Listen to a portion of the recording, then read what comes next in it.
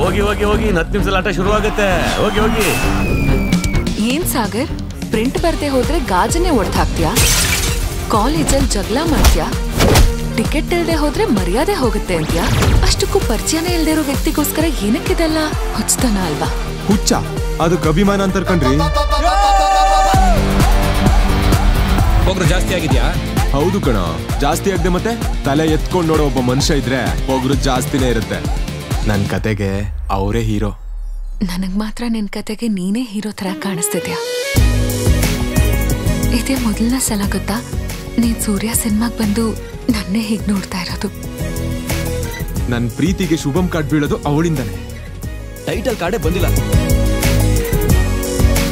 ನೋಡ್ತಿದ್ದಂಗೆ ಹುಟ್ಟುತ್ತೆ, ಎದೆಯೊಳಗೆ ಇರ್ತಾಳೆ ಪ್ರೀತಿ ಅಂತ ತಿಳ್ಕೊಂಡೆ, ನಾವು ಸೇರಿದ್ರೆ ಒಂದೇ ಅಷ್ಟೇ. ನೀನಿಷ್ಟೇ, ಇನ್ಮೇಲೆ ನಿನ್ ಬದುಕಿಷ್ಟೇ. ನೀನೇನು, ನಿನ್ನ ಯೋಗ್ಯತೆ ಏನು?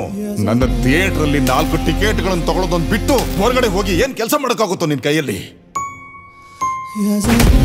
ನೀನ ಸೂರ್ಯನ್ ಫ್ಯಾನ್ ಅಂತ ಕೀಳಾಗಿ ನೋಡ್ದ. ನಾವ್ ಅವನಿಗೆ ಏನಂತ ತೋರಿಸ್ಬೇಕು. ಜೀವನ ಅಂದ್ರೆ ಸಿನಿಮಾ ಅಲ್ಲ, ಹೊರಗ್ ಬಾ. ನಾವು ಇದನ್ನ ಹುಚ್ಚು ಅಂತೀವಿ ಸಾಗರ್. ಅವನಿಗೋಸ್ಕರ ಲೋಕಲ್ MLA ಬರ್ತಾನೆ. ನಿನಗೆ ಯಾರೋ ಬರ್ತಾರೆ? ನಿನ್ ಸಿನಿಮಾ ಇರೋ ಬರ್ತಾನ? ಅಣ್ಣ, ನೀ ಹುಡುಕ್ತಾರ ಹೆಸರು ಇದೆ.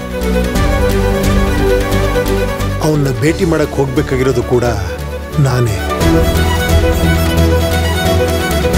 ಸ್ಟಾರ್ ಅನ್ನೋನು ಯಾವಾಗ್ಲೂ ಅರಮನೆಯಲ್ಲೇ ಇರ್ತಾನೆ ಅಷ್ಟೇ ಹೊರತು ಬೀದಿಗೆ ಬಂದ್ರೆ ಪಲ್ಲಕ್ಕಿ ಹೊರ್ತಾರ ಅಭಿಮಾನಿಗಳು ಕೆಳಗಿಳಿಸ್ತಾರೆ. ನಮ್ ಹೀರೋ ರೆಕಾರ್ಡ್ನ ಮತ್ತೆ ನಮ್ ಹೀರೋ ಕೈಲಿ ಹೇಗ್ ಬ್ರೇಕ್ ಮಾಡಿಸ್ಬೇಕು ಅಂತ ನಮ್ಗಿಂತ ಚೆನ್ನಾಗಿ ಯಾರಿಗೂ ಗೊತ್ತಿಲ್ಲ ಸರ್. ಈ ಒಂದ್ ಹೆಜ್ಜೆ ಇಡೋದಕ್ಕೋಸ್ಕರ ಎಷ್ಟು ದೂರ ಬೇಕಾದ್ರೂ ಹೋಗ್ತೀನಿ ಮಾವ. ಅಂತ ಒಬ್ಬ ವ್ಯಕ್ತಿ ಇದ್ದಾನೆ ಅಂತ ನಂಗೆ ಗೊತ್ತಿಲ್ಲದೆ ಇರ್ಬೋದು, ಆದ್ರೆ ನಾನಿಲ್ಲಿ ನಿಂತಿರೋದಕ್ಕೆ ಕಾರಣ ಅವನೇ.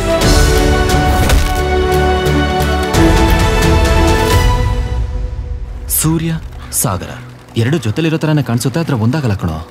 ಒಂದಾಗದೆ ಇದ್ರು ನೋಡ್ದೇನೋ, ನೋಡೋದಕ್ಕೆ ಇಷ್ಟು ಅಂದವಾಗಿದೆ.